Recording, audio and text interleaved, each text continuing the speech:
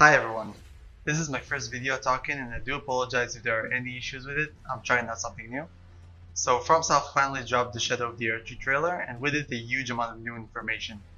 I'll be stating a small disclaimer and show the trailer without any intervention, and then I'll go into detail about everything, so if you want to skip straight to the theory and breakdown, skip to the time that is displayed on the screen right now. Otherwise, let's watch the trailer. 16.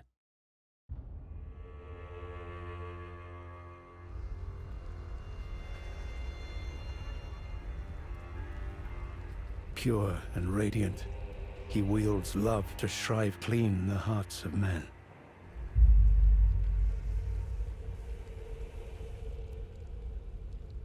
There is nothing more terrifying.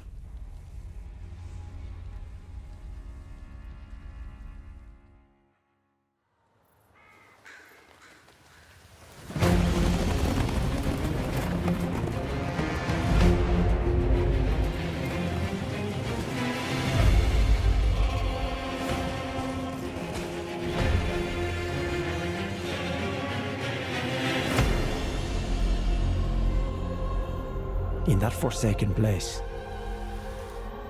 blood must spill. Blood of your fellows. The Erdtree faithful.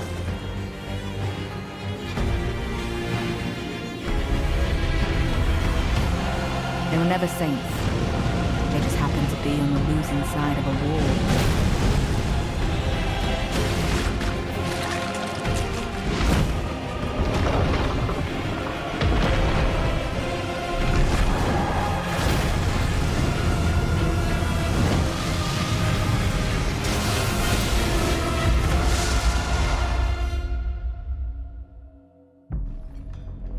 Mother, wouldst thou truly lordship sanction in one so bereft of light?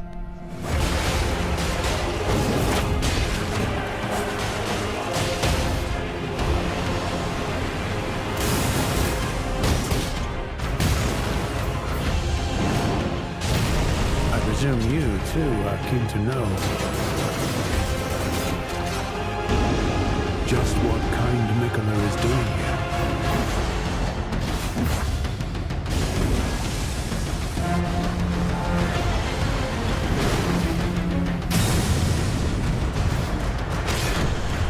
Those stripped of the grace of gold shall all meet death in the embrace of Vesper's flame.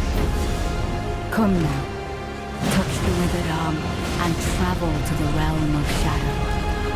I will not be far behind. May we meet again.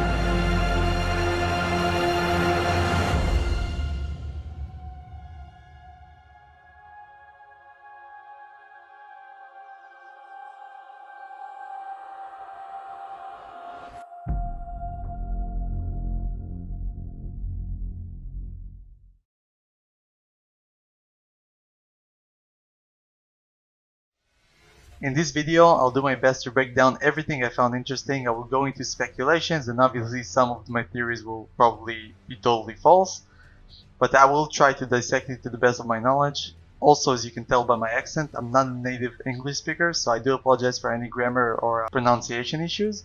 I also apologize if there is any information I get wrong or things I misunderstood. Please feel free to correct me or share your own theories in the comments below. Okay, so let's go. I'm going to suggest a wild theory. I haven't seen anyone else talk about it in their breakdown videos, and I hope that by the end of it, you will at the very least think that I have a point. So we know Mikola is in his slumber when he's taken by Mog, just like what Gideon says. If he continues his slumber within the cocoon, all will be well. Of course, we know that the other half of Mikola is Saint Trina, which is all about sleep and slumber, noted by Saint Trina's torch, arrows, and pots.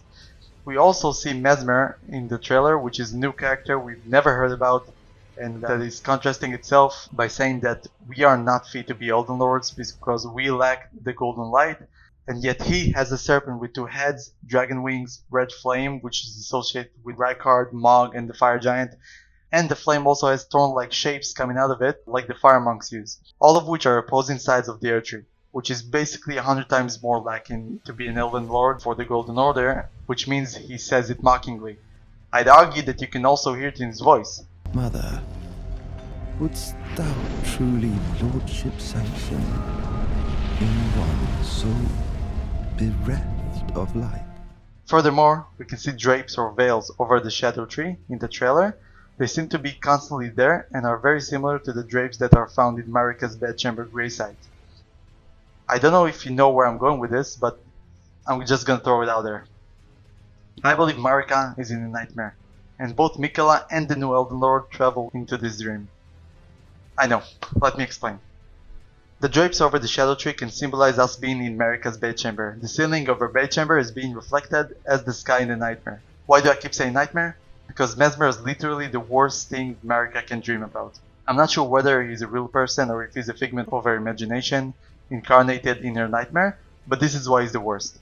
As I've said before, everything about him is saying I'm coming to kill you and you're golden older. To add insult to injury, he's strikingly similar to Radigan, only that he has one eye that looks like a snake's eye.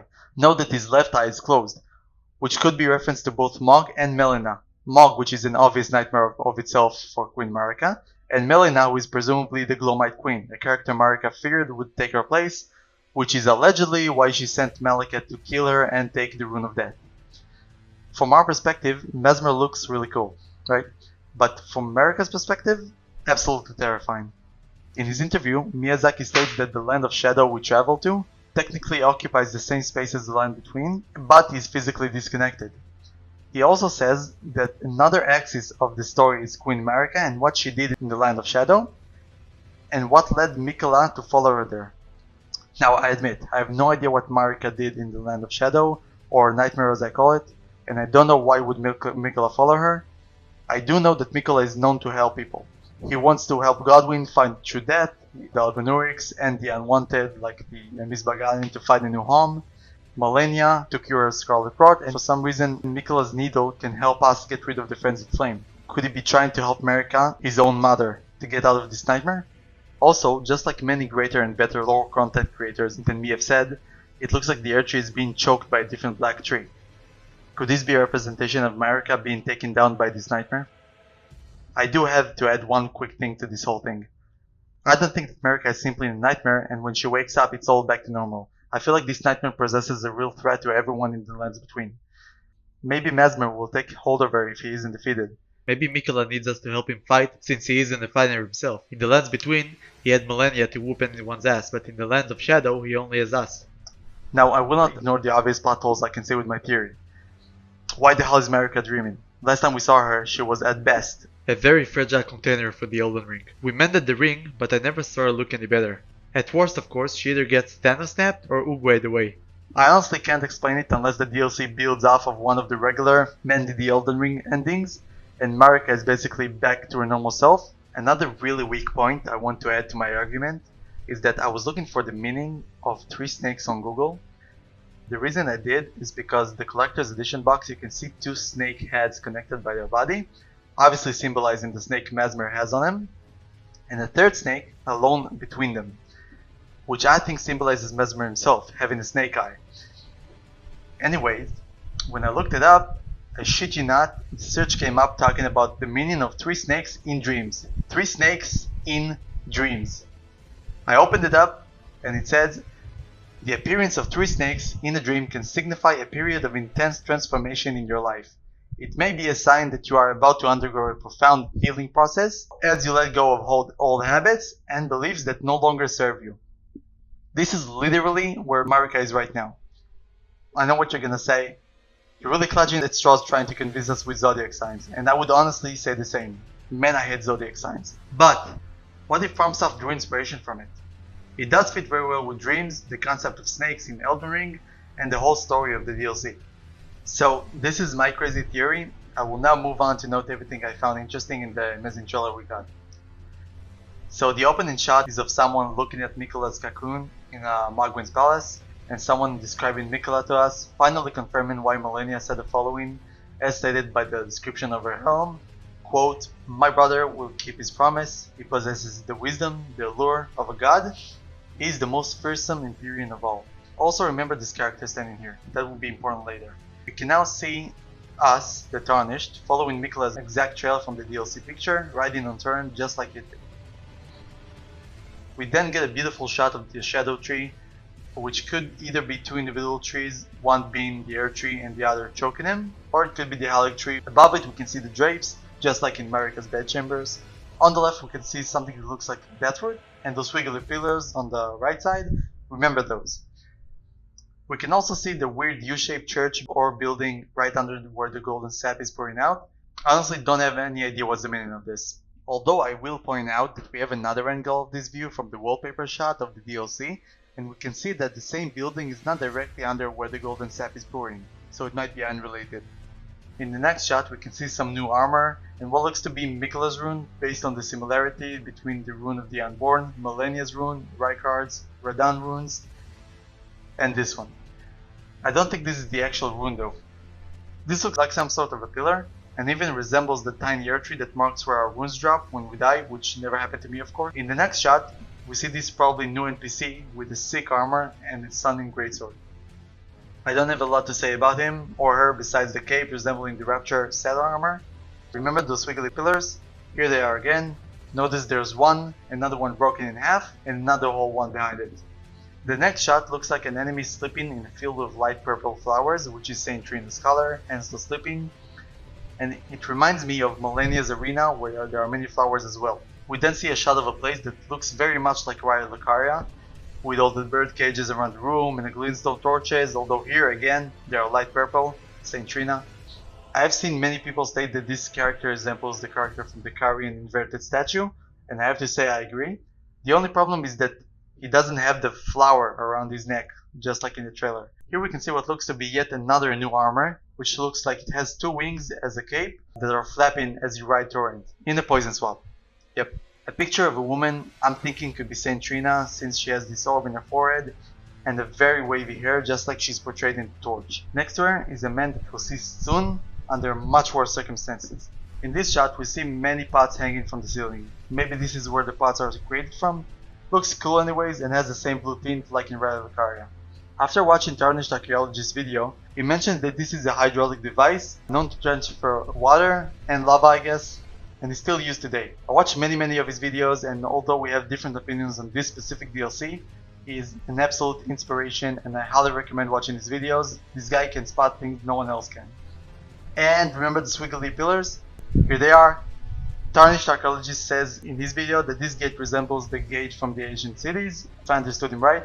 And like I said before, we can see a pillar, a half one behind it, and another whole one behind the broken one, marking this place where the NPC was stationed. This city looks to be decaying from the top, and in the same state the Erdtree or the Halic Tree is in this trailer. A cool boss with body parts all over and in it, a naked worm-face violently assaulting a lowly Tarnished. Now here, the first shot straight away made me think of Godfrey, with Sarosh on his shoulder. We can also see he has two sets of teeth, one horribly straight and another regular lion jaw. In the next shot we see this foot, which made me immediately think about Morgoth, Godfrey's son. On the next few shots we can definitely see this lion is made out of two beings, probably grafted together. The lion also has omen horns sticking out of him. Everything about this boss screams Godfrey's lineage. This boss uses some kind of grey smoke that doesn't look like Deathblight, since it doesn't have the golden hue it usually does, and it can also use yellow lightnings. Could it be that he is the opposing side of Mesmer? Maybe Mesmer is representing Radagon in his lineage, and the lion is representing Godfrey's lineage. And the star of the show, Mesmer. I've gone over him in my theory before, but I'll just point out everything again real quick. He has a long snake with the heads at both ends, and this red snake also has dragon wings randomly scattered in his body. He has red hair, a snake's eye, his left eye is closed, he can wield a red flame that also seems to have some thorns in it. His armor set resembles the Drake's armor set, mostly because of the dragon wings though. Another creator I want to point out is Quelag, sorry if I said that wrong, which made a video of her breaking down the trailer, and she rightfully pointed out that Mesmer is holding the flame. Looks exactly like Gideon's all-knowing scepter. We see some new armor and weapons, as well as an incantation directly referencing Malenia's butterfly, and a martial arts move set. An incantation just like the Dragon Roar, but with a bear with horns. Then we see the blue dancer, only he's red.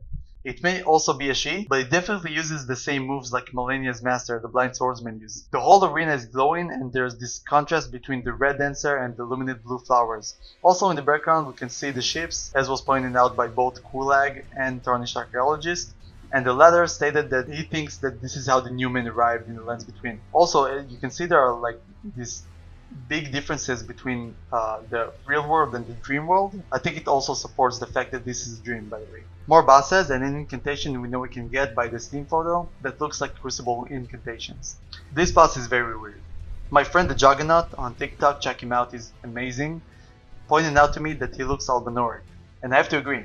Another thing that makes it more plausible is that the horse's back legs are basically gone. Just like the first generation of the Albinauric's legs are unusable, but in their case the legs are slowly fading. This horse looks like it got mushed together somehow. We see the guy from the picture in a very unfortunate position, kinda resembling Marika and the Elden Ring inside of her. And here I want to point out another thing about Mesmer.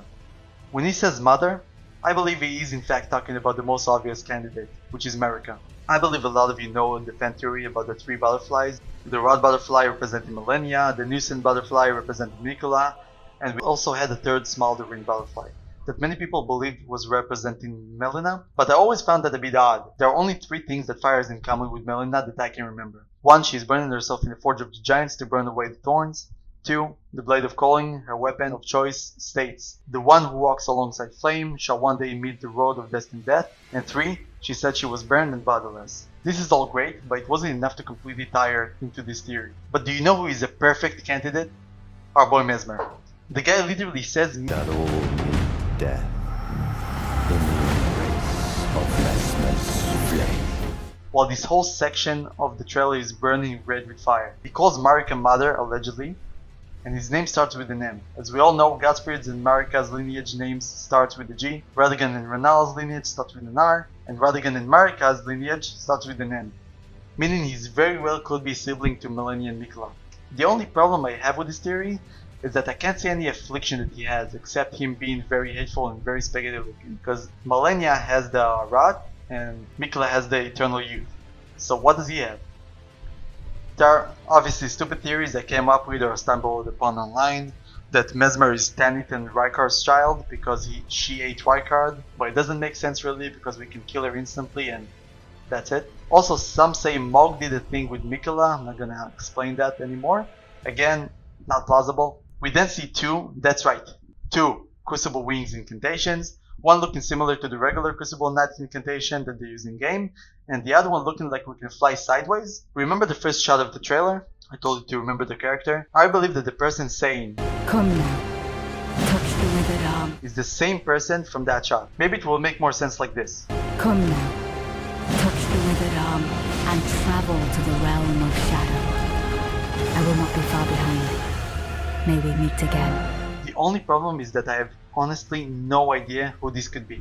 It's not Melina, since she's basically dead unless we chose the Frenzied Flame ending. And even if we did choose the Frenzied Flame ending, she's very hostile towards us, so she won't say like, may we meet again, hopefully. It doesn't sound like Rani. We know Marika is already inside the dream world. Who can this be? And she says, may we meet again. Again! What do you mean again? Who are you? The trailer is closing with a little mistake in the title, where the glittering effect suddenly disappears, and we see Nicola for the first time on video, pointing to the tree. That's all I have to say about the trailer. I know I may have been wrong or not precise about so many things, but it is my first lore video and I did my best to include everything and explain everything the best I can. I haven't heard anyone suggest my theory so far, so I'm interested in knowing what you guys think. I'd love opening a discussion about it since I'm very passionate about Elden Ring. I'd also appreciate any support to the page whatsoever, and if you could maybe help me show this theory to Vadividya, Radataskar, Tarnished Archaeologist, Smoketown, and other amazing Elden Ring lore content creators, I'd really appreciate it. That's all from me. May we meet again.